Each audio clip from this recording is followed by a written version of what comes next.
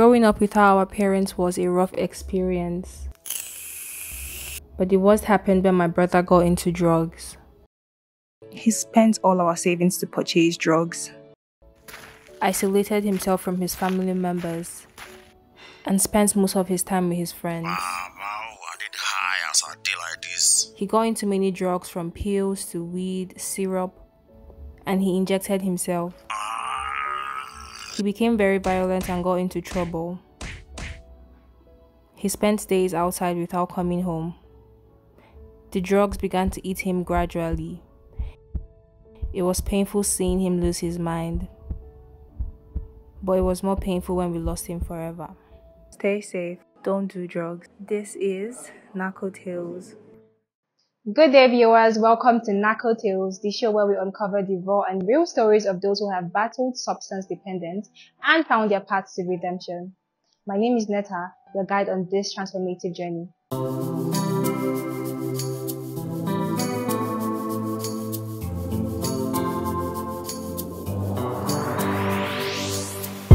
Please pay attention. It starts from the foundation.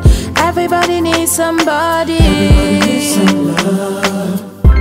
You turn a blind eye and care nothing less. Say it's just business, all about the money. You are so unbothered as long as they pay. Say it's just business, all about the money. You know they're on a fast lane, but you've got business to run. So you look away the other way. It concerns you. It a kill love, it a kill dreams. It a land people for jail. War against drug abuse.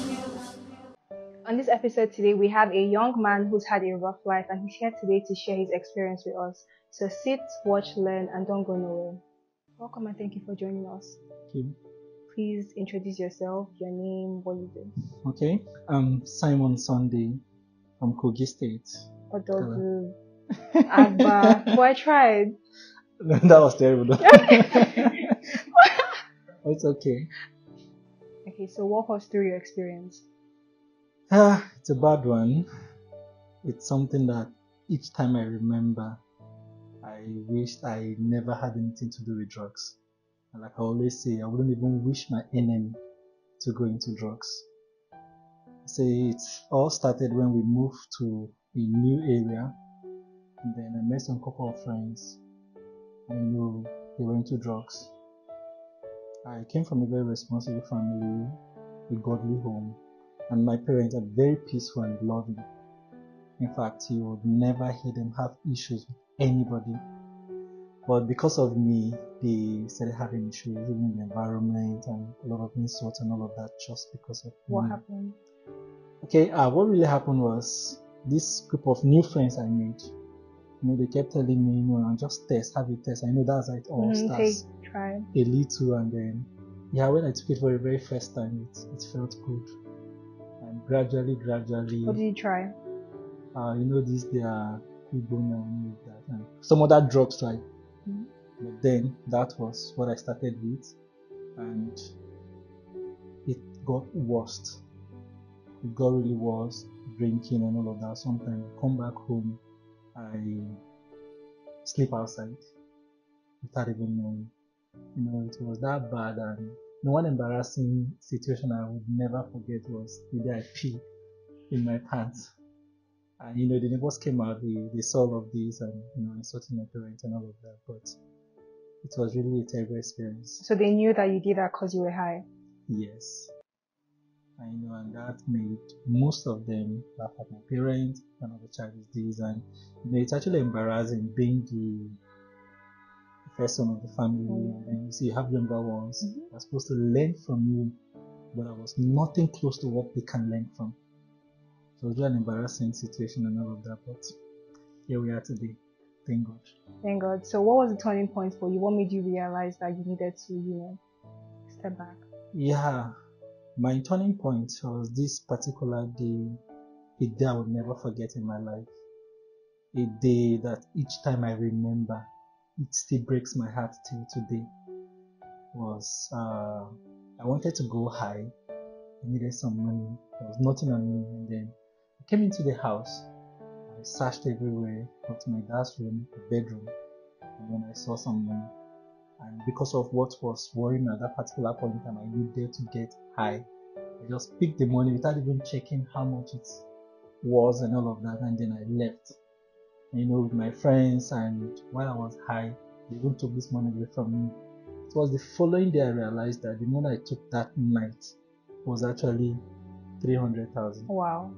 And it wasn't meant for my dad, it was for his office. He brought it home that day to return it the following day to his boss. And there was no money on him. The boss insulted him, called him all sort of names, so he's a thief and all of that. And he could actually just say, my son took this money. So he knew that it was you that took the money? Yes. Okay. Of course, none of my younger ones would have done that. True. Unless me, they already know my story and they've been trying to talk me out of it, but I wouldn't listen. So my dad had to go behind bars that same day. He was arrested, and while in that cell, I saw my dad. And for the very first time, I saw my dad cried, tears in his eyes. That really broke my heart. And my mom too was also crying, and she said, it's because of you all of this is happening. And it was really a terrible experience that night. I thank God my dad forgave me after then. My dad is a loving father. Even though what I did was wrong, he stood in for me. He took my place. He was behind bars, and he later lost the job. We went through a rough period in the family just because of that singular mistake I made. And these same friends that got me into drugs were still the same person that stole all the money from me. And that was why I would always say I would never even advise even my enemy to go into drugs. And that was it, and he covered up for me. I realized myself, and it wasn't an easy one for all of us in the family. At a point in time, this even caused a rancor between my mom and dad. Persons that have never quarreled before, but because of me, they started having issues in their marriage. Why? Because one person was probably covering up for the other person. Yes, not really covering up. My dad in his own end, he tried so hard. So hard. My mom as well, and so thank God. That must have been really hard. Yeah. So how long has it been since sobriety? How has recovery been for you? It's been amazing because my family were there for me. Prayers were made, advice. After that day, the whole incident that happened, my dad being arrested and all of that, I decided to take a new leave. Then my mom, my siblings, everybody was involved. And the very first thing my dad did was for us to move to a new environment. I made new friends, godly friends that were going to church. Yes, godly friends that were going to church. Not like the set of ones I met in our former area. And then I started going to church. The love of my parents, in fact, they even showed me more love in this my worst situation. Instead of judging me, they were there for me. Their love, their advice, and also prayers. Then I started going to church, and gradually, I was totally off it, and as you can see, I'm fine and okay. That's good. So what advice would you give to someone who is struggling with drugs? Okay, the very first thing is stay away from friends that do that. Important. Very, very important. And I also advise parents to always checkmate their children, the kind of friends they keep or they talk to and all of that. And drugs is something nobody should go into.